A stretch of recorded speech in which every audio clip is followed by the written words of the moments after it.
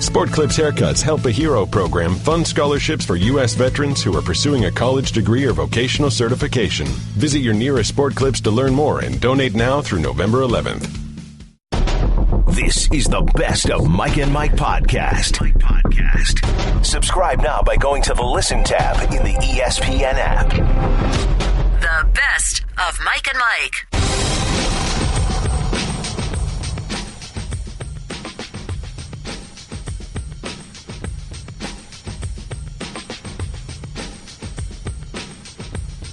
Here we are, back and better than ever. Mike and Mike, presented by Progressive Insurance. Our guests on the Shell Pennzoil Performance Line in Houston. Hello. Congratulations, World Series champions. And while I never like to conflate tragic events to sports celebrations, the reality of what happened to this great American city is not undone this morning. But to see all those fans in that ballpark watching from 1,000 miles away, that video, when that final out was made, and to see that celebration, I think no matter what team you felt for, that felt good last night. And it is great to have not only my buddy Booger McFarland in this morning. We'll talk about all the things that we saw yesterday and all the things in the world of sports, but our friend Eduardo Perez, good enough to come in here early this morning and help us break down all the things that we saw as the Astros win the World Series. Good morning, gentlemen. Top of the morning, man. Good morning. And so, Booger, you are one who twice in your career has felt that confetti fall on you. What does it feel like? It's an amazing feeling, Greeny, and I'll go back to 2003 when we won it for the Buccaneers. And my first feeling, honest to God, wasn't about myself. It was about the veterans that had laid the foundation in Tampa, the Derek Brookses, the Warren Sapps, the Rondé Barbers, the John Lynch. I just remember standing there watching their faces, watching the elation. Derek Brooks makes an interception, and as he's running down the sideline, he says it was sweat. I say it was tears running down his eyes, because the Buccaneers were the Yuccaneers. They were a team that wasn't supposed to win, and then all of a sudden now the Bucs win a Super Bowl championship, and for me to be a part of it, I was just so happy for those veteran guys. And I guarantee you last night, although this Astros team is very young, right, they were so happy for guys like Justin Verlander to finally get his opportunity. And I thought it was so symbolic, even though he didn't come in, for him to be warming up in the ninth inning, to me that was amazing. And guys like Altuve, young as he is, was there when they were terrible. Just a few years ago, the Astros moved from the National League to the American League. They lost 111 games. I was there. I was there. I was a bench coach. Okay. Oh, so you were part of this. I was a bench coach for that team in 2013. I know what the pain was all about. See, I get it. And so how did that lead directly to what we saw last night? It's emotional. For me, it was emotional to watch. And, again, there were 4 players that are on that roster that were there in 2013. You got Peacock, which also was there with Keuchel. Mm-hmm. You have Marwin Gonzalez, and you have Jose Altuve. Those 4 guys were there. And we were there in 2013 to evaluate who were going to be the guys for this year. And it ended up being Peacock, Keuchel, again, Jose Altuve, and Marwin Gonzalez, all of which played a huge part in this championship. And you look at, and you said, you're right, Verlander, Carlos Beltran, which now is a free agent. He might be retiring. No one knows. But if he does, he leaves a champion. These are the moments that you play for, to watch those guys celebrate, to see Jose Altuve raise his hands after throwing the ball over to first base, to see Marwin Gonzalez grow up from being a utility player, the 25th guy on the roster, to all of a sudden being that starting left fielder. Peacock, which was up and down in 2013, he played a major role, not only starting during the season, in the bullpen throughout the playoffs, and then also in the World Series, even in Game 7. And then we all know about Dallas Keuchel, the growth. He wasn't even supposed to be on the Houston Astros roster in 2013. We debated if he was going to be let go or not because he had mediocre stuff. He figured it out. Gold Glover, now a champion. So, yes, this is a growth process, and it all starts all the way through the top. Jim Crane seeing a vision with Jeff Luhnow to find out how they were going to be able to make this team a champion at this moment, 2017. This was the goal. And that's something I want to ask you, because a lot is being made, Greeny, about the Sports Illustrated cover, 2014. Spring was on the cover, and everybody said that the Houston Astros are going to be champions in 2017, and you'd be the perfect person to ask. Was this always the goal this year? Were you guys targeting 2017 to be the year that we put all this together? When I interviewed in 2012, in November of 2012, for the bench coach position, this was the goal. this was the site. It wasn't, okay, let's try to build a team quickly to win. No, it was to build a sustainable team. They dismantled that team. In 2013, at one point, we had a $14 million payroll on the field. $14 million payroll. We're looking at, I think it was at the end of August, looking around and I'm saying, okay, how are we supposed to compete against the New York Yankees when there are 6 players that are making more than $14 million each, and we have an entire payroll of $14 million? Wow. It was virtually impossible, but at the same time, we knew that in order to lose, we needed to lose to get better. We needed that for those first-round picks. So you get the first-round picks. You traded any prospect, any veteran you had for prospects, and the vision was there. Just start from the bottom up and then start acquiring pieces. I think they got a little bit too good too quick in 2015, and everybody was like, wait a second, they're going to have to rush the process. The only guy that did not rush the process was Jeff Luhnow. He saw the vision. He's like, no, I cannot acquire pieces for $10 million, for $15 million that are going to really hinder the expectations of where we need to see the team in 2017. All of a sudden, 2016, they don't make the playoffs. 2017, they're the champs. In 2011, their first-round pick was George Springer. He was the MVP of the World Series. In 2012, it was Carlos Correa, who is a superstar on this team. On 2015, it was Alex Bregman, who had an enormous series and has become a terrific player for them as well. So it is the second consecutive year in which we have seen, and I'm going to use the word, we have seen the benefit of tanking. We have seen what it is. You can call it whatever you want. Right. You can, taking it all the way down, breaking it all the way down to the studs or whatever you want to call it. But the Cubs did it. They made no secret about it. They brought in Theo Epstein, and that was his plan. That was his vision. He sold it to the ownership in Chicago, and a year ago they were under all this confetti doing the same thing with a team that is built to last. And now here are the Astros in exactly the same position. This is a team that is built to the last. After it was over last night, Aaron Boone was talking about the Astros as potentially being the beginning of a dynasty. Dominance from a great, not only up-and-coming team and a team that was great in the present, but a team that has a chance to be a monster for years to come. A core of superstar nucleus.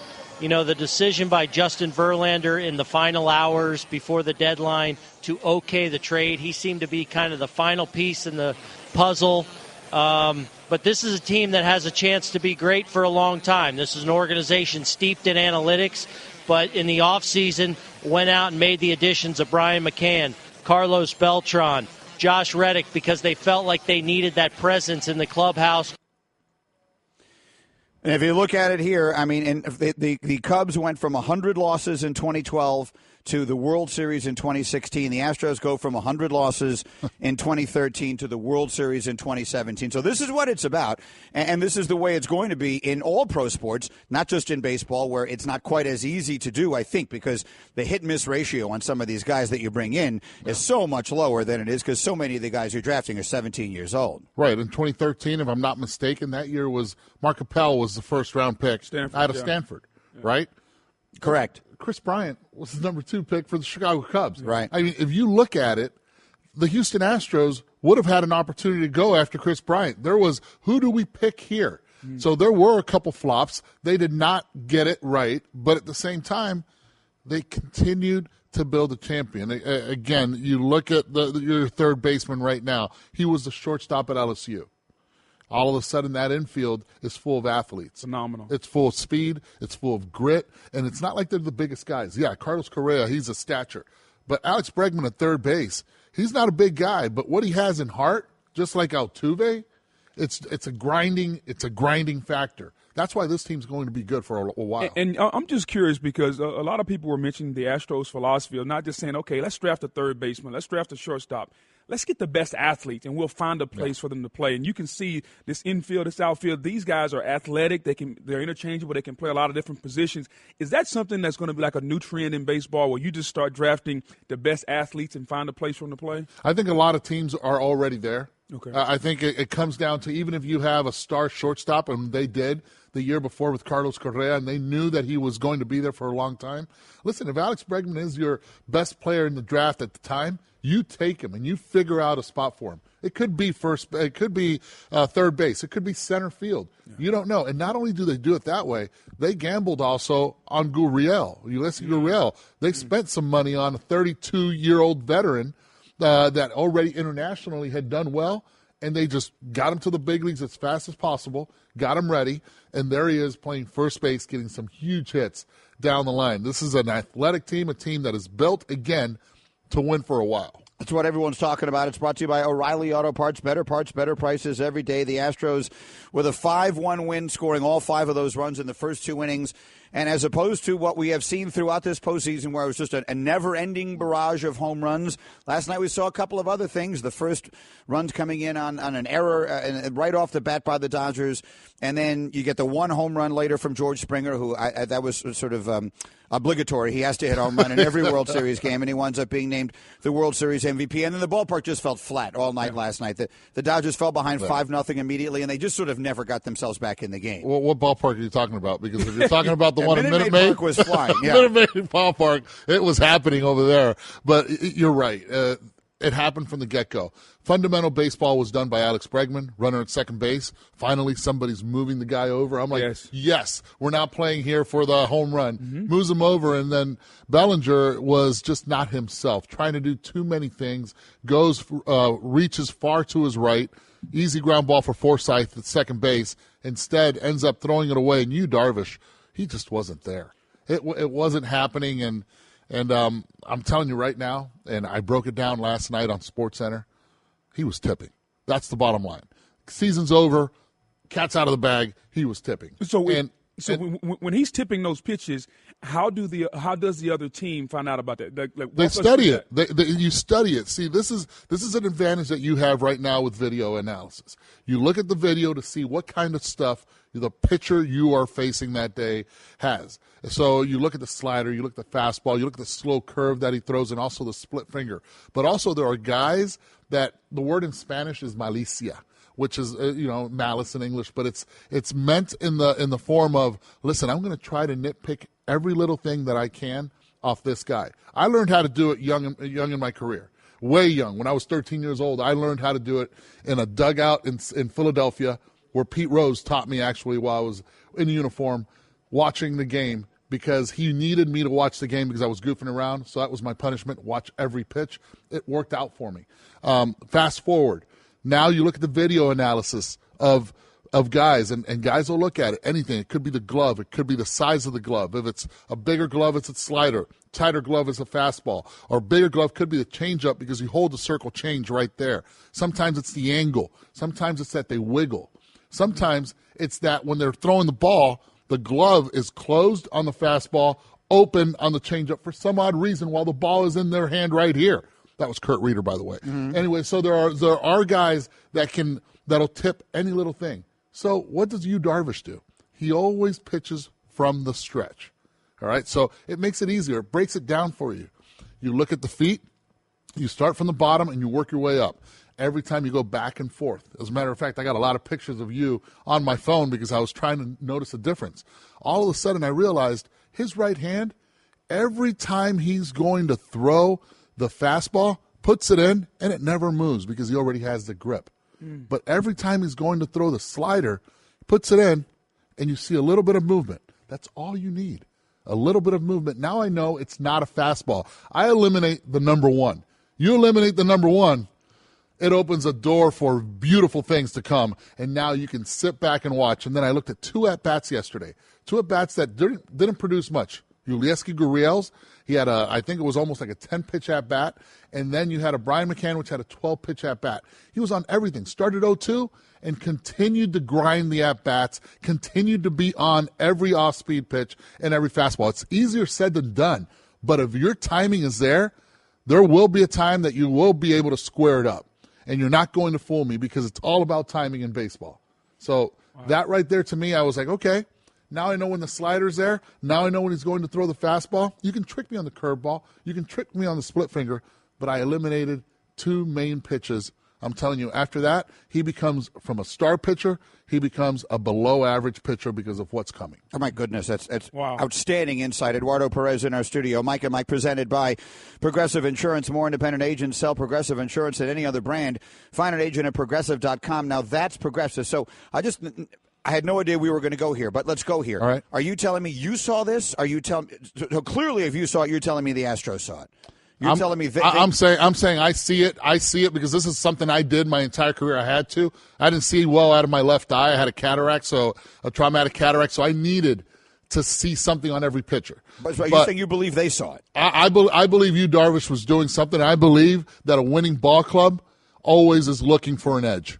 And this team, the Houston Astros, with as many veterans as they have there, with as many players that understand that you need to play with that edge, they, I believe, had an edge. So when did you pick this up? I picked this up when I started looking at Ulieski at bat. I'm going, wow, there's just too many pitches. He's on everything. I looked at George Springer's 3-1 swing before the home run. I was like, wow, he was sitting on that slider. Then all of a sudden, 3-2, tries to throw a fastball by him. If he throws you a 3-1 slider, usually a 3-2 slider is coming again. He's not afraid to walk you. Well, he threw him a fastball on the inside part. You're not looking slider when he's throwing a fastball on the inside part, and you can turn on it the way George Springer did. And those little tidbits, I'm going, okay, they might have something. So I go back, rewind, and start checking out every pitch, every batter, every hitter, start looking at the height of the glove from the stretch. There's a lot of things that you have to check off. And I'm telling you right now, 90% of the lefties tip. Yu Darvish is a righty. Around 60% of the righties do also. And if they do, and I'm playing, I'm going to make sure that I will have an edge against that guy.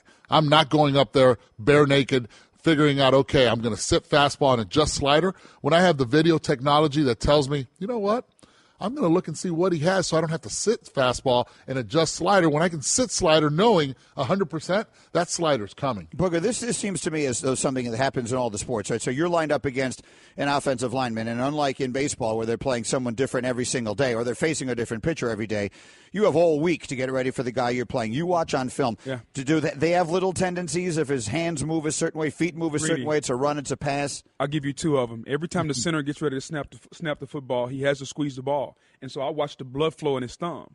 And when you see it change colors, that means he's tightening his hands and the ball's about to come. Oh, wow. So I used to always watch that with centers. Now, the greatest tip we ever got was on Monday Night Football. We're playing the Baltimore Ravens. Elvis Gerbach was the quarterback. Every time Elvis got ready to take the snap, he would drop his butt. So his butt would drop at least 3 to 4 inches. So we never looked at the ball. We just watched his butt all night. When his butt moved, we took off. Is that a definition of a booty call? Yeah, that is it. well played there. It's something like that. And so that's two of the best tips we ever had. And that night against Gerbach, he was running for his life. I want to say we probably had 6 or 7 sacks that night, multiple hits, multiple pressures, all because we watched his butt. And you find out little things like that through studying film, watching, being observant. So it's an amazing thing when you can pick up a tip like that. And it's also an amazing thing when you can share it with your buddies and everybody can eat. That's phenomenal. All right, Mike and Mike, we were presented by Progressive Insurance. Our guest on the Shell Pennzoil Performance Line, Booger, is in for Golick today. Eduardo Perez is here looking back on last night's 5-1 Astros win and Game 7 victory in the World Series. George Springer, again, is the World Series MVP. He struck out 4 times in Game 1. And from that point forward, he was ridiculous. He hit 5 home runs in the World Series. That ties a World Series record. He homered in each of the final 4 games to equal Reggie Jackson and Chase Utley with that. He had 29 total bases in the series. That breaks the record easily. It had previously been shared by Willie Stargell and Reggie Jackson with 25 total bases in a World Series. So let's talk about George Springer, who was the number 1 pick in the draft. Eduardo, what did this guy do that he made him into the World Series MVP? Short-term memory. I thought after the first game of the World Series, strikes out 4 times. Just did not have a great game. His sister's tweeting out the next day, finally made contact. Just he forgot. He realized that it's this game you play every day. You have to have that short-term memory. Made the adjustment and decided to hit everything instead of pulling everything. Slowed the game down and said, I am going to hit the ball to right center field. And when there was a runner on second base late in Game 2, he made that adjustment. He stuck with it. And I think that's what you have to do in order to be that MVP. George Springer was set up perfectly. He's got a combination of power, speed, great defense, great arm, and in the World Series, he displayed every one of those tools. And again, the home run was a big part of his tool, but at the same time, he knew he had a lot of protection behind. You have Alex Bregman, you have Jose Altuve, Carlos Correa, keep going down the line. It is not easy. As a pitcher, when you stand there and you're seeing George Springer saying, if I walk him, he's going to steal second. If I pitch to him and I hang one, he's going to hit it probably 440 feet. So pick your poison. This guy is not your classic leadoff hitter. Maybe, no. Do we need to reassess how we envision the leadoff hitter in Major League Baseball now? Leadoff hitter used to be a guy who would get on base, steal second, and then try and score when the big guys came up after him. This is a guy he is not your Punch and Judy leadoff hitter. Do we have to reassess what we think of as a leadoff hitter in baseball? I think it's already been reassessed. You look at the Dodgers, Chris Taylor. Yeah. Chris Taylor didn't have one sack bunt. He's a leadoff hitter, didn't have one sack bunt the entire season. Let alone when he should have sacked bunt against Justin Verlander, he did not, ended up hitting a double. The game has changed completely. Chris Taylor had over 20 home runs. Chris Taylor, you look at it, it's not just about stealing bases unless you're Jose Altuve and you've done it six consecutive seasons, over 30 stolen bases. Everyone else is not doing that. The pitchers are quicker to the plate. They're realizing with analytics, why give away an out when you already are on base?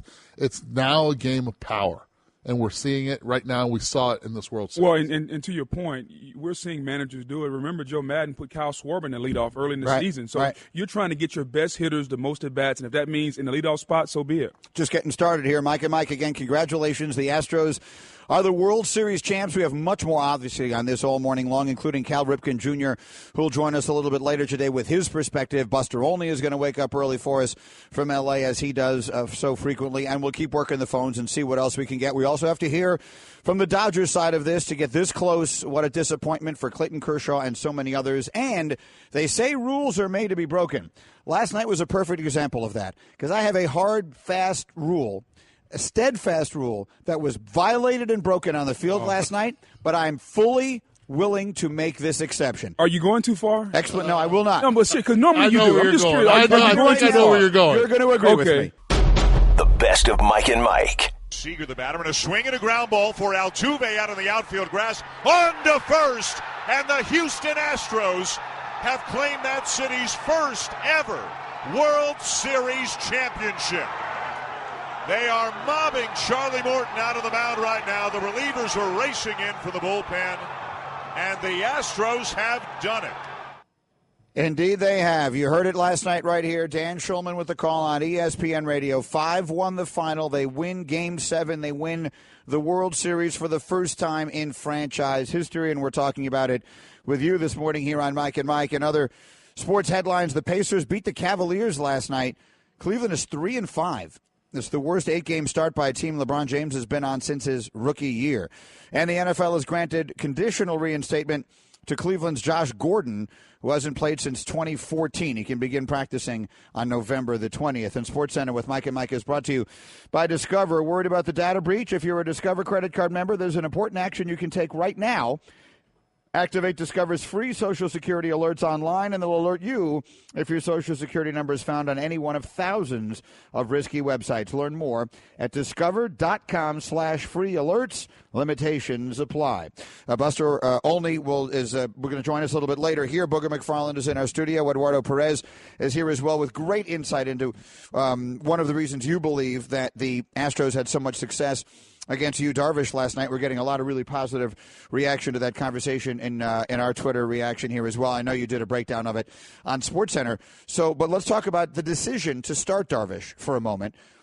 Buster Olney was saying yesterday, if Clayton Kershaw is available for 4 innings, why wouldn't you give him the ball to begin the game, see how far you go with him? His next start is sometime next April, so see how far that works. If he can have 4 innings, let those be the first 4 innings rather than Darvish, who has been struggling, and then you figure it out from there. Does that make sense to you? It does make sense after the fact, after you see how effective Clayton Kershaw was. Again, Clayton Kershaw's he's not that 9-inning pitcher, not that dominant pitcher we saw a couple years ago. He's a 6-inning pitcher right now. So maybe they had that taken into consideration, wondering if he was going to be able to be sharp or not.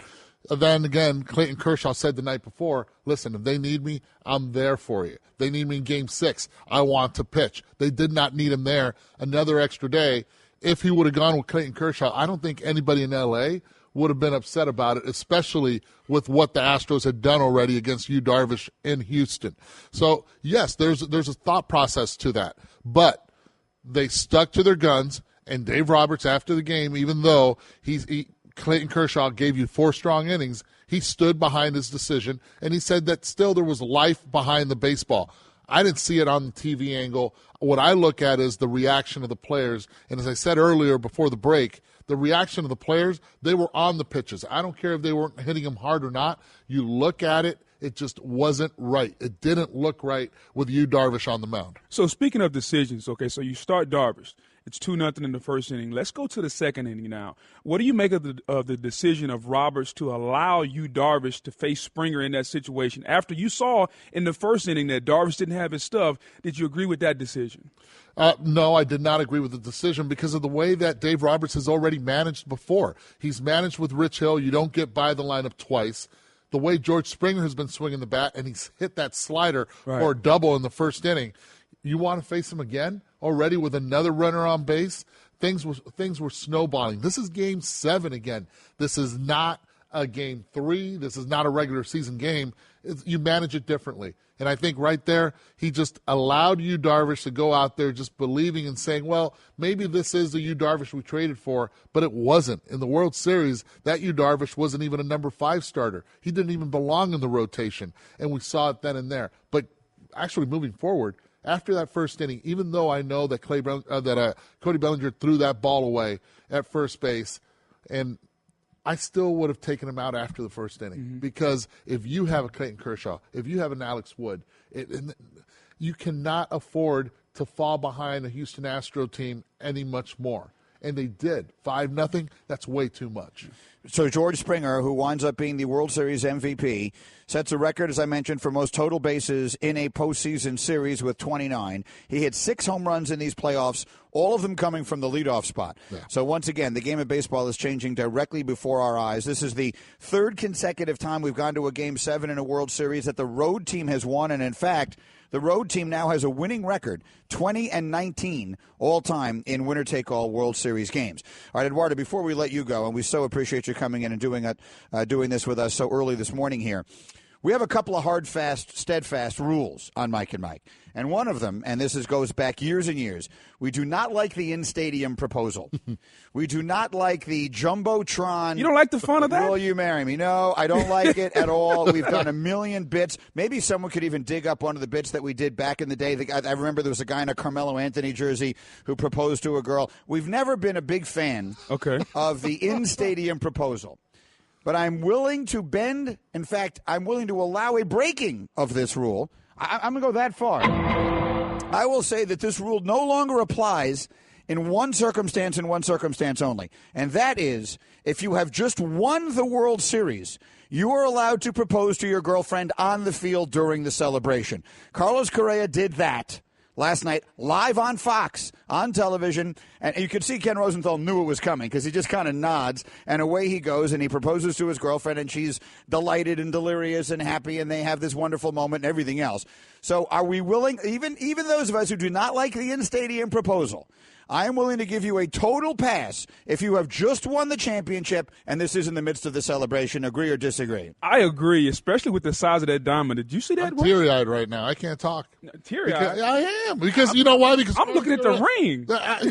You know what I was looking at? I didn't even see the ring. I didn't even see the girlfriend. I was looking at Carlos Correa's younger sister. Yeah. And she was like, wow.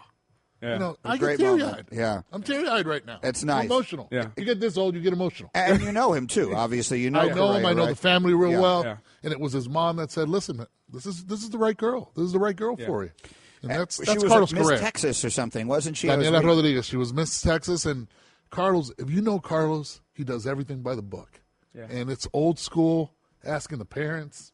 I get teary-eyed because I know the kid. Yeah. It's very nice. Good for him. Listen, I like your reaction to it, and again, then I hope you'll feel good about the fact that I have waived. You waived is a it. long-standing rule. Can I get program. another Law and Order? Oh, absolutely. So let it be written. So let it be done. We are fully good with. So we're all good with that. Remember the kid from Boise State proposed to his girlfriend on the field. That was it after a bowl game. Yeah, Fiesta Bowl. After the Fiesta Bowl, they had the trick play or whatever it was. Yes. They beat Oklahoma.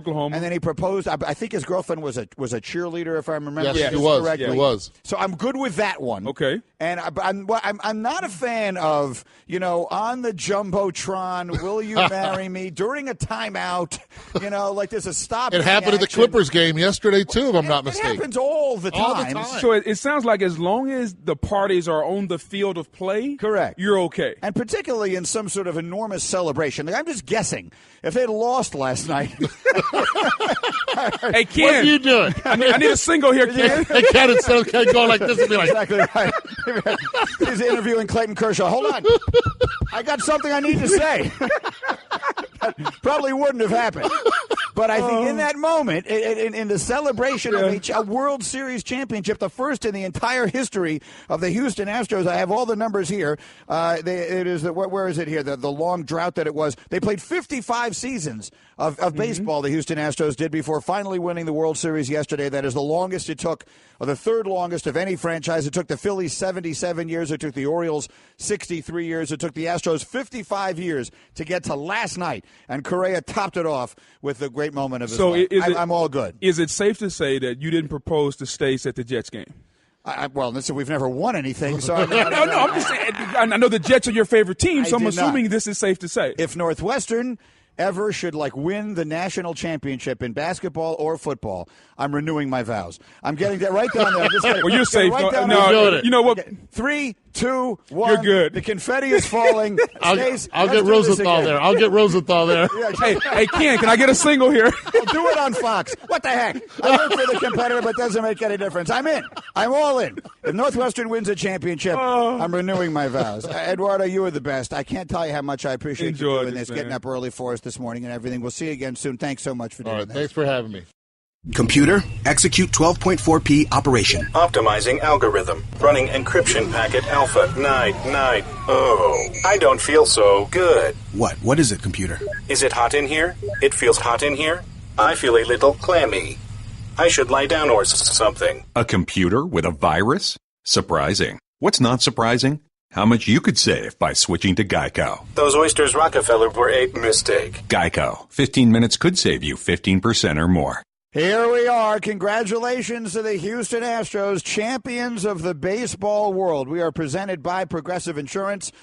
Cal Ripken Jr., the Hall of Famer, will join us in just a couple of minutes here on the Shell Pennzoil Performance Line, just watching the games like everybody else and offer his Hall of Fame thoughts. Booger McFarland is here in our studio. Lots of really interesting stuff today, going from all the way from the extraordinary insight that Eduardo Perez offered about how Darvish was tipping his pitches to Carlos Correa proposing to his girlfriend on the field and us relaxing a long-standing Mike and Mike rule. We are against the in-stadium proposal, but we have established a corollary today, Booger. If you win the championship, you can then propose on the field with no penalty. You know what's amazing to me, Greeny, is we always show the proposals, especially when they say yes, and it's a feel-good moment, and Eduardo was really emotional because he knows the guy, and I get it.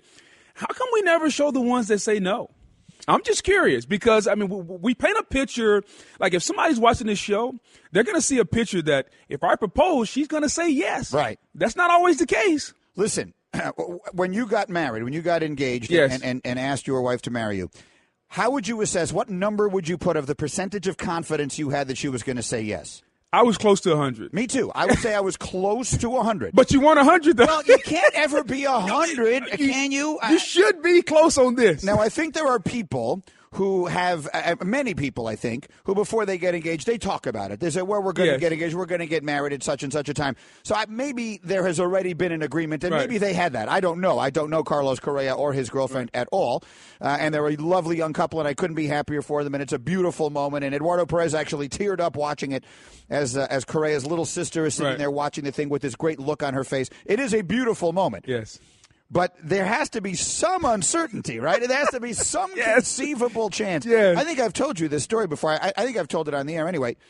When I proposed to my wife, Stacy, I said, It's a long story. I don't have time to tell it right now because Cal Ripken's going to call, and I want to get. But I will tell at some point this morning the details of how I proposed to her, and it took a good 30 seconds before I knew if she had said yes or no. There was a reason why I wasn't sure she was in or not. There was a pause? There was no pause. But her response, based upon my idiocy, threw me off. It was as most things are in my life, it was sort of a discrepancy over wording. Yeah. So that's the direction that went. So we went with a little bit of a problem there. Okay, let's do off the top here so we can get a bunch of sports stuff in there for you here, and then we'll get Cal Ripken in with all of that. Astros win 5-1 over the Dodgers last night. They win their first ever World Series championship. And again, you were part of a similar situation when you guys won in Tampa. That was a team that had been just awful. I mean, but basically were known for being awful. Yeah. And then there you were celebrating a championship. Well, here's an Astros team that 4 years ago lost 111 games. So you know better than anybody what it's like to come from that. It's an amazing feeling, Greeny, to start at the bottom and then rise to the top, especially when a plan comes together. This plan was put forth. They won a cover of SI in 2014 saying this would be the year. And it's amazing how it's happened now in 2017. They're World Series champions. Congratulations to the Astros. Off the top. George Springer is named the World Series MVP from hard-hitting New Britain, Connecticut. A lot of people around this area here where we operate from are very excited about this. He had 5 home runs in the series, including last night. That ties the World Series record, which had been held by Reggie Jackson and Chase Utley, now shared with Springer. He also had 29 total bases, which sets a record for any postseason series. And again, Booger, he hits leadoff. Yeah. When your leadoff man is hitting 5 home runs in a series, you know this is not the game of baseball that I grew up with. Well, Green, he's got 6 home runs in the postseason, all from the leadoff spot. That's tied for the most from the first spot in the batting order in one postseason, for the most since Lenny Dykstra in 1993. I'm thinking back to the teams of my youth, and Hembo, maybe you could look these up for me, but like in the late 70s, which is when I first learned about baseball, the Big Red Machine, and Pete Rose would hit at the top of the order. The Yankee teams that I loved in the late 70s, Mickey Rivers would hit the top of the order. If you added up all the home runs they hit in the postseason, was it as many as George Springer hit in the last week? I'd be interested to know. Meanwhile, football, we got the NFL weekend kicks off tonight with the Bills visiting the Jets. The Jets, hard luck losers of 3 straight, all games they easily could have won. The Bills, meanwhile, are the talk of the league, and now they add Kelvin Benjamin. Are you a buyer, Booger McFarland, on Buffalo? Yes, I am, because they understand who they are. Tyrod Taylor is not trying to throw the football 50 times a game. He's one of the dual-threat quarterbacks in the National Football League, and he's taking care of the football. 8 touchdowns, 2 interceptions. He's got 175 rush yards, and so he's able to keep the sticks moving, and they've taken on the personality of their coach, Sean McDermott. They're a tough, physical team, but they're not afraid to get behind Tyrod Taylor, so I like what the Bills are doing. So Booger buys Buffalo. Try saying that 10 times fast. Elsewhere, the Browns wide receiver Josh Gordon has been granted a conditional reinstatement. He hasn't played since the 2014 season. If everything goes well between now and then, he can start practicing on November 20th. What do you think is a realistic expectation for Josh Gordon, who remains extraordinarily young? He's been around. His story is known for so long. People may perceive him to be a lot older than he is. He still has an entire career ahead of him if he can get things straight. Anything he gives you, to me, is a plus. It's a bonus. Greeny, I look at this situation different than most because I don't think Josh Gordon should be in the National Football League. I think Josh Gordon has had so many opportunities going all the way back to his collegiate career. I mean, opportunity after opportunity after opportunity, and he's failed at all of them. And I think he needs to get his life together and prove that he can have his life together consistently, not just for a year at a time when you can go get back in front of the commissioner and say, hey, look what I've done in the last year. Prove that your life can be on the straight and narrow path for a long time. So although I want to be optimistic, I've been optimistic in the past before about him, and I've been let down. So hope he does well. Anything he gives you is a bonus. Off the top. And finally, the Cavaliers are bad. I mean, they're just a flat-out bad basketball team. They lost by double digits last night to the Pacers. Oh, by the way, the Pacers are better than we thought they'd be, and Victor Oladipo is playing very well for them there. But that clearly isn't the story today. The story today is Cleveland losing again. They are 3-5. So on a scale of 1 to 10, with 10 being, emergency Mayday. Oh, let's do your DEFCON scale. I love Booger. If you don't follow Booger McFarland on College Saturdays, then you are missing all the fun. So at what DEFCON level would you describe the Cavaliers right now? It's 4 right now. And I think because it's early in the season, it's 4. But the one thing that's alarming, Greeny, is the fact that defensively they're terrible again. Their pick-and-roll defense is awful. LeBron James almost gave you a triple-double last night and lost by 17 at home. And so what does that tell you? something is amiss inside that locker room. I'm not sure what it is, and Ty Lue doesn't seem to have the answer. All right, we have more on that as the morning continues. But that is Off the Top. We are Mike and Mike, and our guests appear on the Shell Pennzoil Performance line, taking synthetic motor oil performance to a whole new level. Make the switch to Pennzoil Synthetics today. And on the Shell Pennzoil Performance line, we are delighted to welcome to the program the Hall of Famer Cal Ripken Jr., who's been watching the World Series along with everybody else, and will share his thoughts with us as well. Cal, thanks for doing this. Greeny here, and Booger McFarland is with me this morning. How are you doing today? I'm doing very well. Thank you. Thanks for having me on. Oh, it's always our pleasure to talk baseball with you. Are you kidding? And I want to start with this. Eduardo Perez was in here an hour ago. You may not have had a chance to hear it, but fascinating insight that he said as he was watching last night, he himself picked up on, went back and did a little video study of it, and picked up on a way in which he believes that Yu Darvish was tipping his pitches. And just very quickly, when Darvish was throwing the fastball, his hand would not move in the glove at all. And when he was throwing the slider, he could see the hand moving a little bit, obviously getting his fingers into the appropriate position. Can you give us a sense of the amount of time and energy and effort that a baseball player, particularly over the course of a postseason series, will put into looking for tips like that, and how significant you think something like that may have been last night? Well, I mean, it's quite possible. There's some guys that I played with as teammates that could do that really well, like Robbie Alomar. And I would even say that Armando Benitez, when we played the Cleveland Indians, he had a power fastball and a power off-speed pitch. It seemed like he wasn't fooling them at all, and later we found out that they had his pitches. He did a similar thing. So if you fall into a habit and they get it, it's a huge advantage to have, to know that by what they do, what they tell you right in front of you, they're tipping your pitches that way.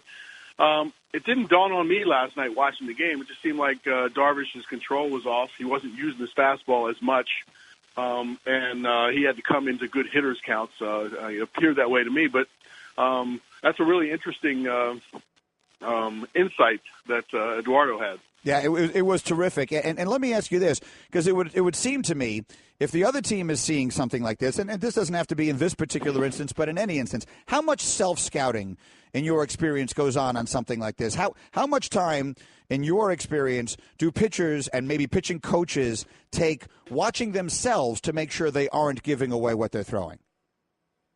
I think a lot of times there's paranoia that happens when your pitcher's not pitching really well. And in my experience, that they try to look for an explanation of why your pitcher's not pitching well, and many times they come up with an idea that they were tipping their pitches to give them a new start. But tipping your pitches is real. Frank Robinson was really, really good at it. He could sit there and watch from the side. And after you do it for a while, there are little things that you look for. In a guy in the stretch, how high does he pick his glove up when he sets on a fastball against a breaking ball? And just sometimes a finger out of your glove. That's why pitchers put their finger inside their glove and they don't have that hole anymore, because some pitchers would actually extend their finger out on one pitch and then keep it close to the glove on another. So we're all creatures of habit, and hitters are in there watching the pitcher all the time. And I would imagine in this day and age, the technology makes it a little easier to study. Cal, I'm just curious. Dave Roberts talked about the ability for Clayton Kershaw to pitch last night, said he'd be available for 4 to 5 innings, but yet and still they start Yu Darvish. Would you have been opposed to starting Clayton Kershaw last night, and what do you make of that move?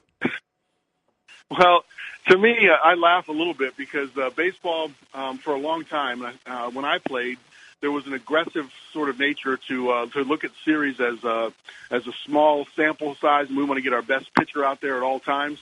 And they were willing to push the pitcher game 1, game 4, game 7, bring the starter back that was very effective, that was hot, bring him back in relief sometimes. And then for a while, the baseball went away from that. There was numbers that said people don't pitch well in 3 days rest, and we can't afford to take a risk in putting our starter in a reliever position that hasn't been that comfortable.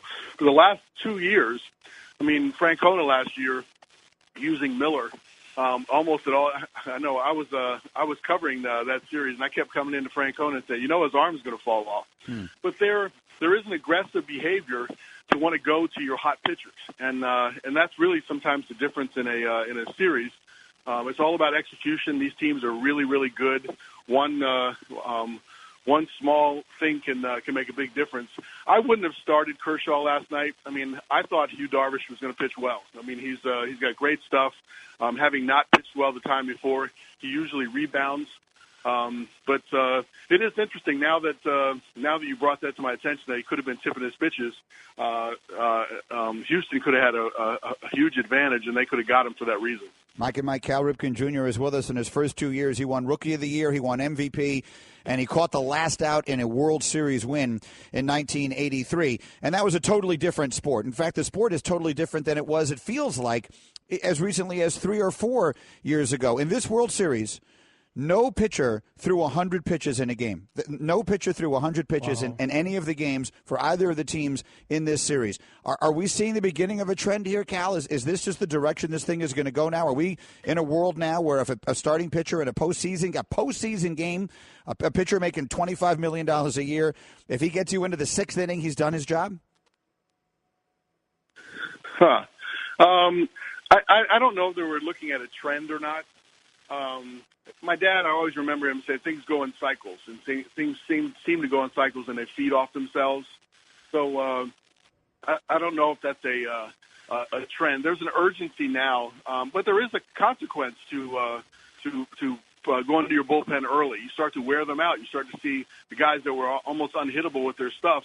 All of a sudden, they're giving it up a little bit more. So it's hard to manage that 7-game series, but. I wouldn't say there's a trend. There's just a greater aggression right now to try to capture the hot pitcher out there and try to get him through.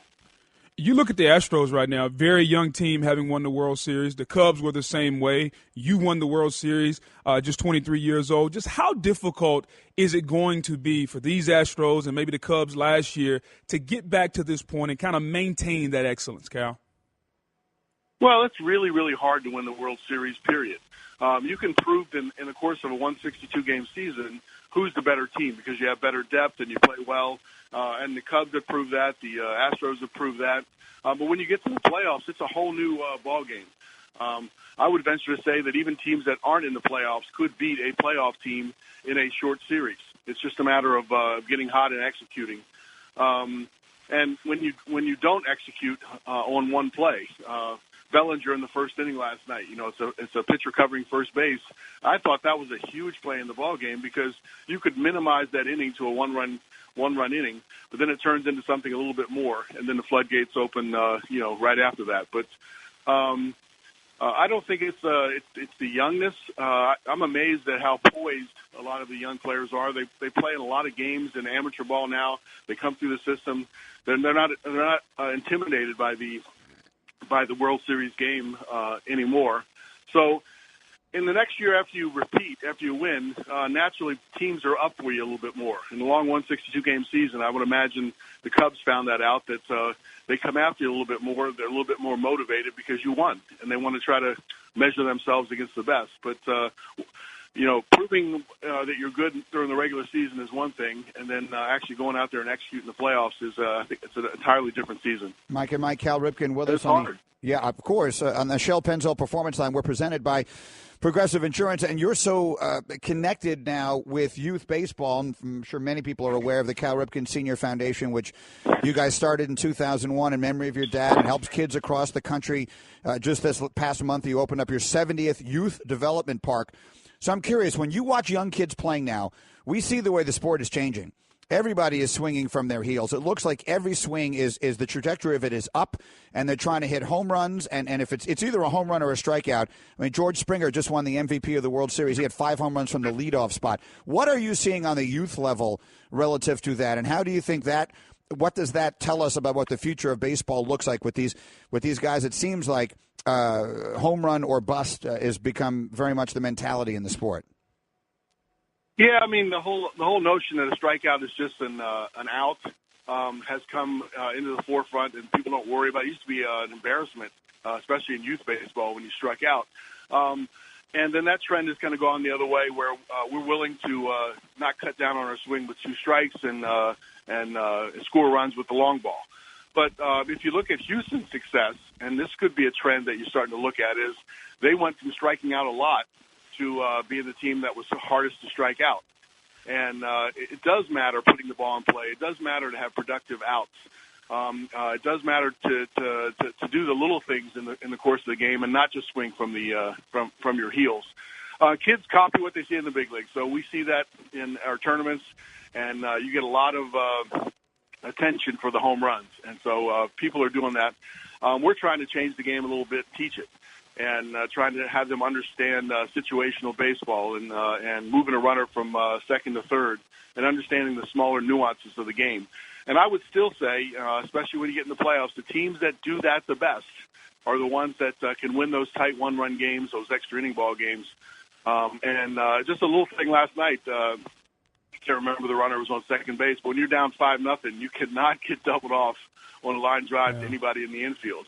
Those small little things have a tendency to add up, and you can't make your outs on the bases. And so we try to teach that with the kids, but the kids are going to copy what they see in the big leagues. Cal, where do we see the Dodgers going? Here's a team that has among the highest payrolls in baseball the last couple of years. They fall short again. What do we see as their flaw, and how can they fix it so they can get back here again next year? Well, I had a little. Uh-oh. I think we're losing Cal's phone there. Let's give it a second and see if you get. Go ahead, Cal. Sorry, we're having a little trouble hearing you. Try that again. I didn't realize my question was that tough. No, it was, you know what, there was that long pause, and my initial reaction was, but Cal's taking a real moment to think about this and really ponder the answer. We'll see if we can't get his phone in a better spot, and if we can't, then we'll just say here, thank you so much, as always, to Cal Ripken. We were going to run in a minute anyway. One of the all-time great players, obviously, in the Hall of Famer, and caught the last out of the World Series in 1983, and it's always just a pleasure to talk baseball with him and get his perspective. And again, going back to the beginning of the conversation, you know, if indeed you see if indeed Eduardo Perez is right, and those guys last night, the Astros were getting their pitches tipped from Darvish, they had a sense of what he was throwing, and he just didn't have it right away, then, you know, maybe that game is almost over before it starts. And it's fascinating to think about it that way in the sport that so much of it is in preparation. We always think of football as being the sport that's all about preparation. It's the only one where you practice more than you play. The other game is basically you play. Well, in this case, if they had that scouting report on Darvish and they were ready for it last night, it won them the World Series. Do you think Clayton Kershaw should have started? Say it again. Do you think Clayton Kershaw should have started? You know, I'm just not. My mind is not conditioned to think that way. So no, I would. It would. I mean, I heard Buster say it, and I understand what he's saying. But I'm thinking, like, what was Yu Darvish's record down the stretch? He was unbelievable in the second half of the season. Yeah, but the last outing he had, he was terrible. I get it, but that's one game, right? So George Springer struck out 4 times in game 1, and then he was the MVP. So I'm thinking, I'm going to put my starter out there who I'm counting on to go out there and pitch a great game for me. So I need to readjust my thinking. If the thinking is going to be getting 4 innings out of my starter, if I get 4 zeros from my starter to begin a game, I'm happy with that. Then I have to completely rethink everything I think I know about baseball. Right. Because that's just not the way my mind works. You know, the Madison Bumgarners of the world coming in and throwing whatever he did in Game 7 in 2014, that has become legend because they don't happen all the time. Mm-hmm. So, yeah, in retrospect, if you were going to be – if I had told you Darvish is going to give you 4 zeros tonight, and you would be thrilled and satisfied with that, then, yeah, I'd have given the ball to Kershaw and hoped that he could get them for me. Mm-hmm. But I think I would have been hoping that Darvish was going to give me more than that. I don't think there was any way Yu Darvish was going past 5 last night, and the fact that if you've gotten 4 from him, you would have been happy. In my opinion, if you're gonna put Kershaw in as early as the second inning, why not go ahead and start it? Now, if that's your mindset. Now, if you're going to somebody else after that, then all bets are off. But if Kershaw is warming, if he's the first guy up, then to me he should have been the guy that started the game off, because it tells me that you weren't sold somehow on Yu Darvish. Not based on the consistency that he had down the stretch, but based on the last outing when he pitched in Houston. You weren't sold on him, the fact that you had Kershaw ready to go so early and that Kershaw pitched you 4 shutout innings. To me, that told me a lot right there. So I'm of the belief that if he's coming in that early, go ahead and start it. Entering the World Series, Yu Darvish allowed 3 earned runs in his previous 5 starts combined. He had an ERA of .88 with 35 strikeouts and 2 walks. So he has 1 bad outing. I'm still thinking that's my Yu Darvish. We went out and got this guy because he's a difference maker down the stretch. Everyone was talking about Verlander and what he brought to the Astros. Well, Darvish was extraordinarily significant in the second half of the season for the Dodgers. So, look, obviously you're right, and obviously we can look back on it now and we can say he didn't have it and you could have done it. And maybe that's the way I need to train my mind to think. But I was, like Cal was saying, like back in the day, you would pitch your big horse in games 1, 4, and 7. I remember Jim Leland when he had Kevin. What was the pitcher named Brown? Kevin Brown. Kevin Brown. Yeah. When the Marlins made the World Series that year, and he went out and he named his starting pitchers for the World Series. Brown. He's going to throw them in game 1, game 4, game 7. That was the plan. Yeah. They don't do that anymore. So if you were going to go game 1, game 5, and start him in game 7, it can happen. The best of Mike and Mike. There we are, and congratulations again to the Houston Astros. They lost 111 games. Feels like yesterday. And when it was actually yesterday, they won the World Series in Game 7. We're presented by Progressive Insurance. Our guest, like Buster Olney, on the Shell Pennzoil Performance Line. He'll join us bleary-eyed but excited from Los Angeles in just a couple of minutes. And Booger McFarland is in here this morning. And I'm looking at a bunch of this Twitter here, and some of this is just insane to me. Like now all of a sudden everyone is on this Kershaw bandwagon. Ricardo tweets at me, Greeny, Dave Roberts will have nightmares for the rest of his life. Darvish's stats don't matter. Kershaw is an all-time great. Kershaw had a 4-run lead 2 days ago with a chance to put his team in a critical 3-2 lead in the World Series and couldn't even consider holding it. He got obliterated the other day. He was just as bad in Game 5, maybe not quite as bad, but he struggled about as much in Game 5 with a 4-run lead and then a 3-run lead as Darvish did in Game 3. So it's very easy for us to sit here and say, oh, yeah, Kershaw is ready to go. And is he historically a greater pitcher than Darvish? Of course he is. But I don't have any problem with him giving the ball to Yu Darvish to start that game last night. Greeny, I can agree with you. Even though I would have started Clayton Kershaw, I can agree with you that I'm okay to start Yu Darvish. I just would have brought Kershaw in at the end of the first inning, because when you saw that Yu Darvish didn't have his stuff, now you bring your ace in. Now you bring Kershaw in. And so I can understand, everybody's got hindsight and they're looking backwards and saying what you should have done. I just thought the biggest mistake that Roberts is going to probably not be able to sleep about is the fact that he waited so long to get Darvish out of the game. That I probably agree with you with. We will talk to Buster about all those in just a moment. And then we also have changed a long-standing, or we've added a corollary, a codicil, if you will, to a long-standing Mike and Mike rule. We stand firmly against in-stadium proposals. I don't like the Jumbotron proposal for 2 reasons. One, it's played. I mean, it's been done 1 trillion times. Maybe the first 2 or 3 times it was done, it was phenomenal. Now, it feels like it's practically a weekly occurrence. And the second is the extraordinary position that it puts the proposee in. Right? If I'm proposing to you and you don't really want to marry me, but it's on the Jumbotron and everyone's cheering all around you, right. You're kind of between a rock and a hard place. Do you have to say yes? You have to say yes. And so, again, I go back to your proposal, my proposal. When you proposed to your wife, what would you do, would you say was the degree of certainty that she was going to say yes? 99.9%. I'm with you. And so I would say I was in that same ballpark when I proposed to Stace, now 21 years ago. But there's always that 0.1%. Right. And on that chance, you're Carlos Correa. Now, I don't know anything about him or his girlfriend and their relationship. They look like they're a delightful couple. And Eduardo Perez, who knows him well, was telling us that she traveled with the team a lot all throughout the year, that Carlos Beltran told the much younger Correa, if she makes you happy, then you should have her around, whatever it is. Maybe they had already predetermined that they were going to get engaged at some point, right. And so he really did know with certainty she's going to say yes. But now you're on Fox. Ken Rosenthal is standing there with the microphone. Queuing you up. The celebration is all around you, and you're like, give me just a second here. It's really the ultimate in we just won the World Series. Hold my beer.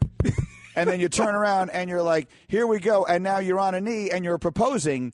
This to me is a monumental moment that we see in sports history. By the way, our producer, Brooksy, said he was 100% when he proposed, by the way. Now, I'm not sure if we believe that, but he said he was 100% because, and I'm assuming he believed in himself that much. Yeah. Not really sure. Yeah.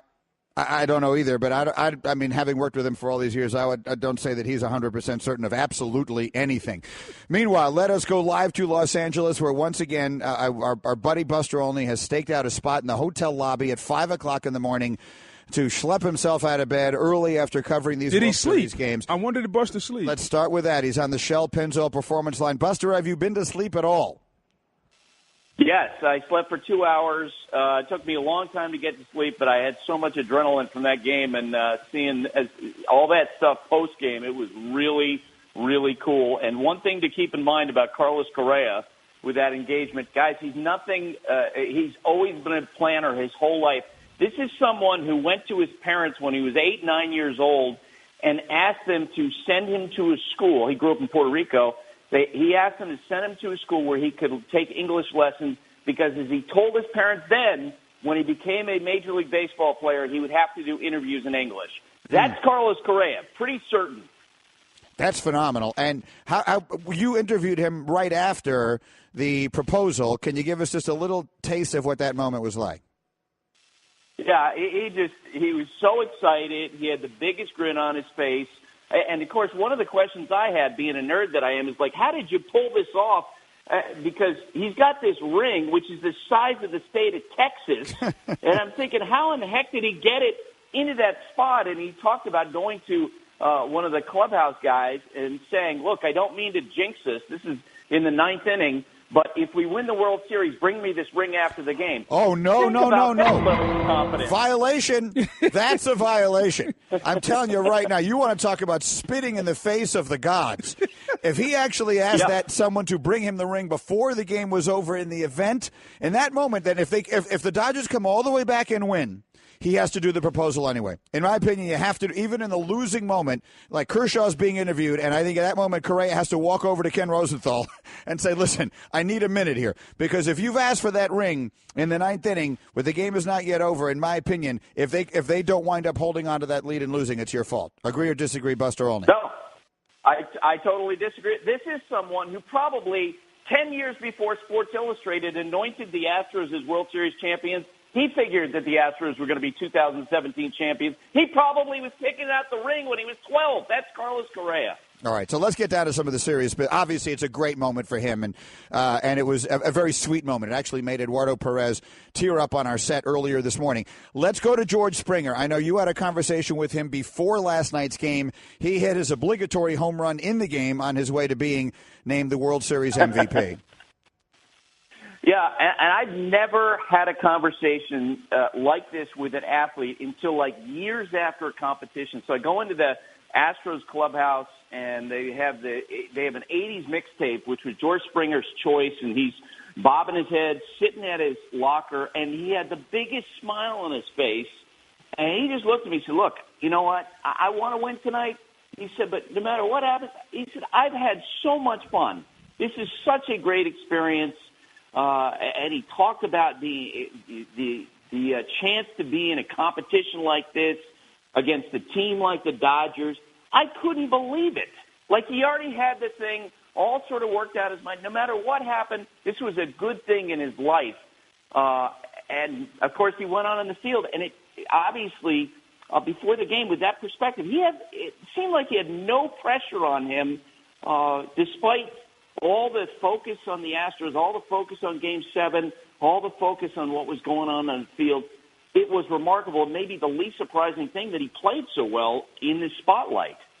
Buster, Greeny and I have been kind of going back and forth all morning about the pitcher that threw George Springer one of those home runs, Yu Darvish. Yeah. There was a decision by Dave Roberts to leave him in the second inning after the first inning where he didn't look so good, missing his spots. What do you make of that decision by Roberts to leave Yu Darvish in the game at that moment? Well, he had him, lined up before the World Series to pitch Game 7. Dave Roberts has done a phenomenal job. I think he's a great manager, but there are a couple things about that. First off, to your point, Booger, I think that early in the game, I was surprised that he stayed in as long as he did. When he was warming up before the first inning, he bounced the ball to the backstop. And Aaron Boone and I looked at each other because we knew how much pressure that Darvish puts on himself before these games. And it's part of the reason why, he melted down. He just did not have the electric stuff that separates him. 47 pitches last night, only 2 missed swings, and one of those was his next to last pitch when George Springer took a swing like you would take in a wiffle ball game. He was all over what Darvish was throwing, to the point that Aaron Boone wondered if he was tipping his pitches. But I'll go one step further than that, and I wrote and talked about this earlier in the postseason. when teams get into this situation where they have their ace available, the Nationals had this with Max Scherzer, other teams have had this case, and you know that you're going to be able to pitch him in an elimination game, why not start that pitcher? I don't understand. If you knew you had 3 or 4 innings of Clayton Kershaw, why not put him out there first as opposed to somebody who's not as good as Clayton Kershaw? And Kershaw went out there following Darvish, and he was tremendous. 31 pitches in his first 3 innings, 4 scoreless innings. I do wonder if this is something that teams should think about now going into the postseasons. Well, if you have your ace available, pitch him.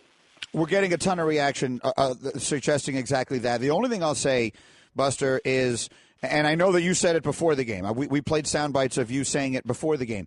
But what I'm saying is Yu Darvish in his previous 5 starts before Game 3 was untouchable. He gave up 3 earned runs. He had 35 strikeouts and 2 walks. His ERA was .88. So, and Clayton Kershaw in Game 5 had the World Series in his hands with a 4-run lead and couldn't hold on to it. So I understand Kershaw is historically great, but maybe he felt, given the ball to Darvish last night, that Darvish was going to get him 5 or 6 spectacular innings, and then he could make decisions from there, and was less confident that Kershaw would, especially considering he just pitched 2 days ago. Does that make no sense? No, that does make sense, but I will tell you, after watching Darvish in Game 3, and there's a terrific story done by Dylan Hernandez going into yesterday's start about Darvish and how he seemed so tense before Game 3 and how teammates were sort of propping him up. And Darvish talked about that whole, the slick ball theory, which apparently only really applied to the pitchers who struggled in this series. And Darvish talking about how he was glad that he had the answer for why he struggled. That would have concerned me. And it really comes down to this. Going into a Game 7, an elimination game, a game to win the World Series, if you're Dave Roberts, if you're the Dodgers, who do you have most confidence in your heart? Clayton Kershaw, arguably the greatest pitcher of all time, or Yu Darvish? And to me, if Kershaw is available, go with him. All right, that's fair enough. And look, you're certainly not the only person saying that. I'm getting a ton of Twitter reaction saying that as well. Something else, and I'm sure you were getting the 2 hours of sleep that you managed last night while this happened, but we opened our show this morning. Eduardo Perez was on our set, and it was magnificent insight. And he said that during the game last night, he picked up on a way that Darvish was tipping his pitches. And just give it to you very briefly. He said that when Darvish was throwing his fastball, the hand was totally still in the glove before he went into his motion. And then when he was throwing the slider, the hand was just fidgeting a little bit, obviously getting his fingers in the appropriate position. That he picked up on that during the game last night, and he did a tape on it on SportsCenter last night, which Booger and I didn't get a chance to see. But that he believes firmly that was a significant factor last night, that the Astros were on those pitches and they knew what was coming. Did you get any indication of that? Did anyone say anything about that after the game? I was asking more bigger picture questions of the Astros players after the game, but I will tell you, as I mentioned, during the broadcast, Aaron Boone suggested as much because he thought that the swings of the Astros were so aggressive, and it was as if they knew exactly what was coming.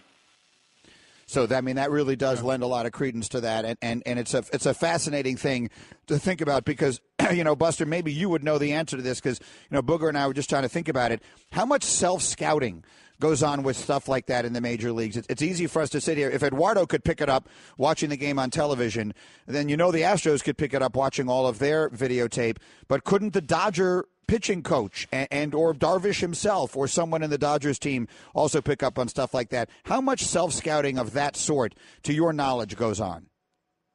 A lot. And, in fact, the story came out after Darvish's last start for the Texas Rangers. He made it against the Marlins. A piece came out and said that the Rangers thought that in his last start when he got hammered, like 10 runs in an inning and a third, they thought he was tipping his pitches. And the pitching coach will talk about it with him after a start like that. Pitchers, they'll talk about it during the course of the game, but it has to be self-corrected. And I'm sure that probably Eduardo mentioned this to you as well. One of the guys known for that skill, and Eduardo was one of those guys known for that skill, is Alex Cora, who last night served his last night as the bench coach of the Houston Astros, our former colleague who's now going to become the manager of the Boston Red Sox. He is known as absolutely one of the primo guys to read stuff like that on a pitcher, and I'm sure he probably made the hitters aware of it. It's fascinating. Buster, where do the Dodgers go from here? Obviously, Westgate has come out and made them the favorite next year. They failed this year. Do we give them any credit for just getting there? How do they change this team up where they can get back here again and then get over the hump? Yeah, they should be back in position to take another run. I mean, they had the deepest roster of any team during the course of the regular season. They had by far the highest payroll. They are expected to draw their payroll back because they have expiring contracts for guys like Carl Crawford, like Andre Ethier. They're probably not going to make big expenditures, but keep this in mind. If, in fact, this player known as the Babe Ruth of Japan, Shohei Ohtani, winds up playing in the United States, the full expectation of a lot of people in the industry is going to wind up with one of the usual suspects, either the Yankees or the Dodgers or probably some other big market team. He obviously would represent, a terrific addition. He's a great left-handed hitter that throws 101 miles an hour. He wants to both pitch and hit, and you know that the Dodgers are probably out there looking for bullpen options as well. So who would you say, as we look forward to next year, which young team is the most set up? We were going over this earlier this morning, a chance to be a dynasty. Aaron Boone was talking about the Astros having a chance to be a dynasty. They have so much young talent. The Dodgers have a ton of young talent. The Cubs have a ton of young talent. They've been, at least as far as the LCS, 3 consecutive years. The Yankees are a team that has a ton of young talent, and people are excited about their future. If you had to make a bet on one of these teams to be the I don't even know how we're going to quantify a dynasty over the next 5 or 6 years, but to be the one that repeats and is in there every single year, which young talent do you put your money on? The Yankees. Look, I think the Astros certainly have a chance to come back next year. They've got Verlander back for a couple more years. They've got Dallas Keuchel. They've got pitching. The Cubs have all those great young position players, but they have some real pitching gaps to fill in going forward. But moving forward, the Yankees, incredible young core of players. They have an ace who's 23 years old in Luis Severino. They have pitching coming behind it. They have tremendous financial flexibility. They're expected to be big players in that big free agent class in 2018, which is why whoever replaces Joe Girardi, man, is he going to inherit a great spot. Outstanding. No question about it. Listen, Buster, I can't tell you how much we appreciate you getting up early every single morning here and coming on and helping us understand all the things that are going on and helping our audience understand it. So thank you. Travel home safe, and we will talk to you very soon. Take it easy, Buster. That sounds great, guys. That's Robert Stanberry Olney III with us again. He wakes up in this hotel in L.A. First of all, he flies out there. They fly him through Detroit, which is hilarious to me. I don't know why I find that. You couldn't get a direct flight? That's what I'm saying. I mean, there's only like 30 nonstops a day from New York to Los Angeles. They fly him through Detroit. But the upside of that is they have excellent food options in the Detroit airport. Yes. I know I'm not telling you anything you don't already know. And then he gets up in his hotel, and he is such a good person that not only does he wake up for us, but he doesn't want to do the interview with us from his room for fear that it will disturb the people who are in the rooms next to him. It might wake them up. So he goes down to the lobby and stakes out a spot. Security was all over him the first day that he did it because, here's some guy standing there talking very loudly in the lobby of the hotel at 5 o'clock in the morning. That's the kind of man Buster Olney is. He's better than me because I would have – probably the only thing I would have done is gone on the balcony. Like, I would have gone on the balcony, got some fresh air, because I would have still been asleep at 2 a.m. in the morning or 4, whatever time it is out there right now trying to do this interview. Oh, absolutely. There's no conceivable chance I would have agreed to do it in the first place. So you're both better than I am. Mike and Mike presented by Progressive Insurance. Okay, while we have a minute here, and you're going to be with me again tomorrow, so we can spend a little more time on this. But I thought this was very interesting yesterday. We had Trevor Manich in here yesterday, and Golick and myself, and we were talking about the prospects in college this year for players going forward and the way that these quarterbacks have diminished to some degree. And most of the conversation stemmed from Sam Darnold. Now there's a story yesterday that says that Darnold might be considering staying in college just to avoid going to Cleveland, if that's the way that thing works out. It wouldn't be the first time it's happened. Yeah. We've seen it happen before. But then there are a lot of people who are saying with some of the fundamental mistakes that we're seeing him make this year, he may be better suited to go back to college and work on that anyway. Yep. What is your take on Darnold, who was considered to be an Elway-level prospect before the season began? Darnold has all the physical attributes, Greeny. I mean, if you look at him, he's 6'4", 240 pounds. He's athletic, big arm, even though he's got a little bit of a not a hitch, but he drops his arm a little bit. He can do everything, all the trigger words. He can make all the throws. Here's the problem with Sam Darnold. It's decision-making. And to me, that's the number one prerequisite you need to be a starting quarterback of any high-level caliber in the National Football League. You have to have good decision-making. His decision-making has gotten worse. I want to say he only threw 8 or 9 interceptions last year. This year, he's in the double digits as throwing picks. And that's something you can't do. And even there have been so many times where he threw a ball that should have been picked because of bad decision-making. I like Sam Darnold, but if you tell me that this guy is going to look the part but not play the part from a decision-making standpoint, I wouldn't draft him. Now, some team is going to draft him just because of the physical attributes and the measurables. I think when it's all said and done, Greeny, he'll come out. I think he'll go in the first round. I think the best quarterback that will come out of this class will be Josh Rosen. Rosen has gotten an unfair rap going back to when he had the hot tub in his dorm room. Mm-hmm. I mean, I like the hot tub. Some people didn't. Okay. I was jealous. I didn't have one at LSU. Would have loved to have one of those. Baker Mayfield is a guy that's rising. A lot of people like his moxie. They like his ability. They like his, that it factor. So he's a guy that's rising. Manich loved him. Yeah, Trevor loves him. Love him. I love Baker Mayfield. Then you got guys, the kid at Wyoming, Josh Allen. I don't know how we're going to scout him because he's playing with a terrible supporting cast. And also, he hasn't played very well this year. So I think Rosen, for me, will be number one. Donald will get drafted. Baker Mayfield will be in there. Mason Rudolph, people are concerned about his throwing motion, that he puts the ball just a little bit. So we thought about this as a very deep quarterback class, and it is. I just think that the cream is eventually going to rise to the top in Rosen. Adam Schefter is working overtime, and he's with us here. Good morning, Shefty. Gentlemen, nice to be with you this morning. Crazy week, right? I mean, just insane crazy deadline Insane. Stuff. Yeah. Like, if you go back to last week, really, with the Bob McNair comments, kicking it all off, and then the Texans basically trying to walk out in mass on Friday, which we've never seen anything like that, to Sunday and the action there and Roger Goodell's contract and the uncertainty surrounding that, into Monday with the Zach Miller injury, the Jimmy Garoppolo trade, the Dwayne Brown trade, the Jay Ajayi trade, the Kelvin Benjamin trade, the A.J. McCarron near trade.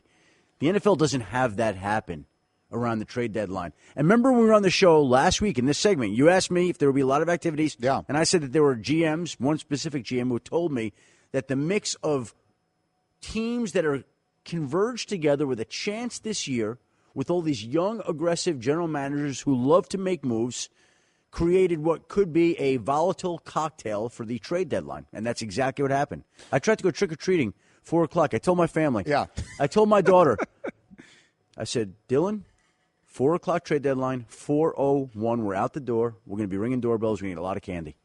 And I'm about to leave, and all of a sudden I get a call that the A.J. McCarron Browns trade was almost near, and I'm on the phone. I'm taking her trick-or-treating. This went on for about 2 hours. So the Cleveland Browns marred my Halloween trick-or-treat experience with my daughter. I'm still angry to this day. Well, that's terrible, but also it should be pointed out, and most people have probably seen it. Your daughter is also, she's probably our second best NFL insider. I've seen the interviews. She's the best. I've seen her get the work done out there, so I'm assuming that in between doorbells, she was also on the phone working a couple of sources. Well, actually, last night, she and I were sitting down having dinner, and she grabbed my iPhone. She said, Dad, Gronk tagged me on his Instagram account where he posted a video of her interviewing him. I had no idea he did this. I'm not up on the Instagram accounts like she is. She picked up on that, so she's on the ball for a 9-year-old. All right, that's terrific. I want to ask you about two of the deals that happened and get a little bit of the insight into them.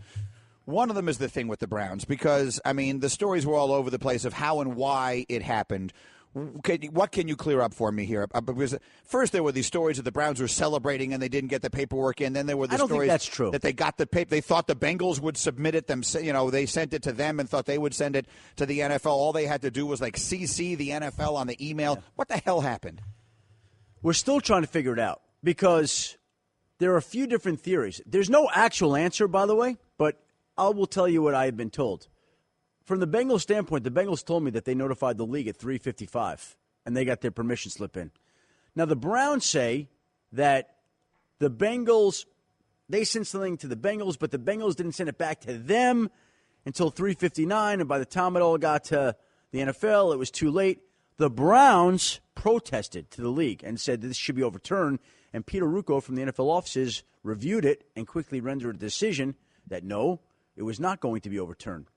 Now, Bill Polian, who's done a trade or two in his time, was on NFL Live yesterday. And he said it's very simple. Each of the two teams notifies the league office in an email that we are trading this and we approve of this trade. And I know the Bengals did that. And I guess the Browns did or didn't do that. Now, the Browns say that this was just a snafu. It was not their fault. I'm just telling you what they're saying. Now, there are other people who believe that Hugh Jackson, which is definitely true, was the guy who wanted A.J. McCarron. And they were willing to give up second and third round draft choices for A.J. McCarron after they used a third round pick on Cody Kessler and a second round pick on Deshaun Kaiser. And who knows, they could be using the first pick in this draft on another quarterback. And there were people in the front office that didn't really want that to happen. So there are some people, conspiracy theorists, who say that some people might have conspired to prevent this trade. I have no evidence that that's true, but that theory is floating around out there. I think it's just a case where it's hard to imagine because Sashi Brown's assistant, a gentleman by the name of Chris Cooper, I believe his name is Chris Cooper, worked in the league office and worked for Ken Fiore in the management council and knows the rules. Mm-hmm. And yet it still didn't get done.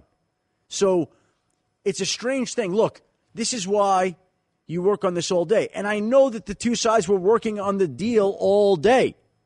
And yet it was allowed to go down to the last moment. It didn't get done. And now A.J. McCarron remains in Cincinnati, which actually may turn out to be a blessing for Cleveland because he gets to keep the picks when he may be taking a quarterback with the first pick in the draft anyway. You know what's crazy about this, Greeny? I got traded, and I knew what time the trade deadline was. I remember when you got traded. Exactly. I'm not sure if you did a breaking news report on me. I'm not sure. We'll discuss that later. It was like 4:15. I get a phone call, and back then I had a BlackBerry, and I see Bruce Allen's name, and I'm like, okay, this is not good. Kind of hesitant to answer the phone. He was the GM of Tampa at that time. Exactly. He had called and had traded me to Indianapolis. So I just wonder with the A.J. McCarron deal, did they actually call A.J. McCarron? Since the deal was almost completed, did they call him and let him know? Because Bruce called me and was like, hey, one of the lamest excuses ever, hey, Indianapolis wanted you, so we decided to, give in and give you away. And I'm like, okay, well, let's figure this out going from there. And so I just wonder how A.J. McCarron found out, or if he at all found out that he had been moved since the deal was never consummated. He knew that he was trying to be moved. Okay. He said that yesterday. But he was awaiting the official word that he had been moved, which never came, and for good reason. Wow. Because he was not moved. And look, it makes sense. He's a guy who's going to be a free agent. So much like the Garoppolo situation, you either trade him now or he's probably going to walk at the end of the season and you lose him for nothing, which brings us to Garoppolo, which is a move that continues to surprise me. I continue to sit here and be surprised that they did it. I understand all of the reasons for it. I understand the money part of it. I've seen a million different reports / theories. You broke the story of the actual trade itself. But I've seen a million theories, including Belichick told Garoppolo, look, we'll pay you whatever anyone else will pay you, but he wanted to go someplace and play. To Kraft stepped in, to a million different things. What do you know about the thinking behind trading away an up-and-coming young quarterback behind a 40-year-old, albeit all-time great, starter? Well, I'll say this. I don't believe we've heard the last of this just yet. But what I do know is this, that the Patriots last offseason did not want to trade them. You even heard the 49ers say that they called the Patriots last offseason, and New England had no interest in dealing Garoppolo. We also know that the New England Patriots made repeated and multiple attempts to try to re-sign Jimmy Garoppolo. I remember getting a call in June saying, just keep your eye on this because this could happen, that Jimmy Garoppolo could re-sign with New England. And so I was always of the mind, certainly before the draft last year, and then after the draft, that they were going to do everything that they could to keep Jimmy Garoppolo in New England. And I think, in addition to whatever other factors there are, and there could be others, but I think that they tried, they continued to try, they made no leeway, they recognized that they were going to be unable to keep Jimmy Garoppolo long-term, and we get into the season and see that Tom Brady at the age of 40 is getting better, not getting worse. So they took this as far as they could take it, right up to the day before the deadline when they were on their bye, when the Patriots called the 49ers on Monday to say, we're ready to make a deal. And the 49ers thought it was like money falling from the sky. They were not expecting that. They were not prepared for that. I don't think anybody was. And people wonder why the Patriots didn't trade him to Cleveland. It's pretty simple. I think that they wanted to get him out of conference.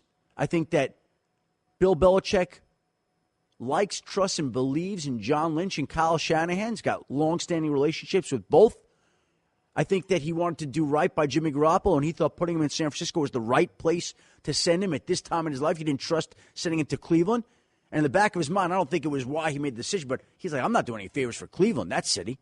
So they send him to San Francisco at that point in time. I don't think it's what the Patriots wanted to do, but I think it's what they felt like they had to do. The best of Mike and Mike. Mike and Mike, Booger's here. Shefty's in our studio as well as we go through a variety of things. And just very quickly to finish up our Halloween conversation, Booger was just saying that he rented a golf cart to take his kids trick-or-treating around the neighborhood because it's hot. I had 180 degrees the opposite experience when I was a kid. I grew up in a building, a 30-story Manhattan skyrise, a high-rise. We had 30 floors, 6 apartments on each floor. So my brother and I, on Halloween, I was the Fonz every year, I think, we would go up to 30, and we'd start just ringing 179 rooms, right? And you just on your way down, and you walk down one flight of stairs at a time. We never had to leave the building. My parents didn't have to go with us. So I was never, my dad didn't have to be that dad who's always walking behind the group drinking. There's always one group in the neighborhood. There was one guy who's got like 7 kids, that are walking in front of him, his and some friends, and he only walks like a third of the way up your driveway, and he waves. Exactly. And he's got the red Solo cup, which is the universal sign for, we're trick-or-treating, and I've got something in here. I'm drinking right now as I'm walking these 4-year-olds around dressed as Batman and Robin. Okay. Anyway, Schefter, back to business. Yes. I'm fascinated by all of these trades, but I have to ask you we haven't even gotten into the Papa John story from yesterday, and you mentioned the Bob McNair thing that sort of kicked off this crazy week in the NFL, and I'm just curious what kinds of things you're hearing from inside the league, because you got Jerry Jones now. You and Mort reporting it over the weekend that Jerry Jones is really injecting himself into the Roger Goodell contract extension, and this is a major consideration. I mean, no matter what your perspective is on the stance that the Papa John's people took yesterday.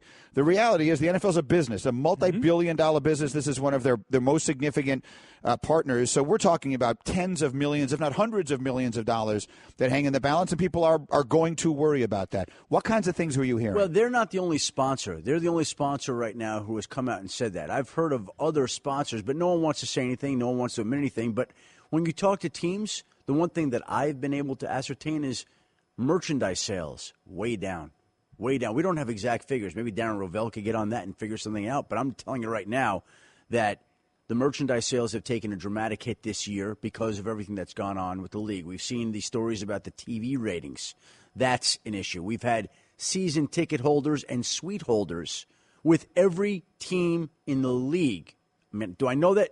I know it from enough teams to say that it's with every team in the league, calling to say, we are threatening to cancel our season tickets or our suite for next year. So we're probably not hearing as much of this sort of stuff as has gone on this year, but I can assure you that it has been prevalent throughout the league this season. Which goes back to the point, Greeny, and I think it's fascinating that Jerry Jones continues to just pick at the contract of Roger Goodell. And it almost seems as if he's trying to get a group of owners, and they're trying to lay blame to maybe save face with some of the sponsors saying, you know what, Roger didn't handle this situation over the last 18 months correctly. So either A, we're going to decrease his salary, or B, we're going to try to find somebody else in that role entirely. So I just wonder where Jerry Jones is coming from when it comes to that. I think it's been pretty clear. Like, I think he has gathered together some people, some other owners, and it's hard to tell exactly how much support he does or doesn't have for this issue.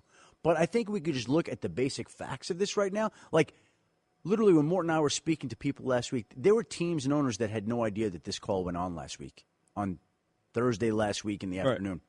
And this was a contract, and correct if I'm wrong here, but when the story first emerged in the Sports Business Journal this summer, I believe it was in August, they said it would be completed at the end of the summer. Then it would be by the start of the season. Then it was another month. Then it was another month. Then it was the anthem slowing it down. And here we are now into November, and the contract still isn't done. Now, maybe it does get done, and I can tell you the people on the compensation committee for the NFL who are in charge of this ultimately want to get this contract done and still are determined to get this contract done. And the chances are the contract still does get done. But here we are in November, and it's not done. And the other part of this is, of course, what does Roger think of all this? Because as one owner said to me, maybe Roger just says after a while, you know what? What do I need this for? I made a lot of money. I don't need these headaches. I don't need people bashing me and criticizing me. Let's just move on from this. And so it's just an interesting, fluid dynamic that we don't know where it's going and where it's going to wind up. Mike and Mike, Adam Schefter is with us here with all the insight into the NFL. All right, running around some of the other trades, the Dwayne Brown situation, people will look at that. Clearly he was a holdout and all that kind of stuff, so it didn't surprise us from that standpoint, but we know he was also one of the most vocal players there about his displeasure for McNair. Was that coincidental, or did that happen for that reason? Hey, listen, he had made it very clear to the Houston Texans for weeks in advance, I want out. I want to leave this organization. There were a number of reasons. Okay? And the Texans were shopping him long in advance, and in fact, they nearly struck a deal with the Seahawks about 1 month before that. And the trade at the last moment, the Texans backed out of. So they were always going back and forth, and there were other teams that jumped in to see if they could find a way to pry loose Dwayne Brown, but there was always something going on between Seattle and Houston. If you want to say his comments last week clinched it, that's certainly possible, but that idea was in the works all along anyway. And I got 20 seconds for the Kelvin Benjamin thing because I was very surprised by that as well. I think that you've got a GM in Buffalo and a head coach in Buffalo who knew him in Carolina, a relationship between Marty Herney and the people in Buffalo, and it made it such that they could do that deal in very quick fashion, unlike the Cleveland Browns and Cincinnati Bengals. He is Adam Schefter, and again, does anyone have we seen if he's playing tonight? Do we know if he's going to play tonight? They have not said. They say 50-50. My guess is he's going to play. Again, the Bills and the Jets kick off this NFL weekend with an interesting game tonight in the AFC East. Schefter, you're just the best. What's there to say? Thank you very much. Pleasure to see you.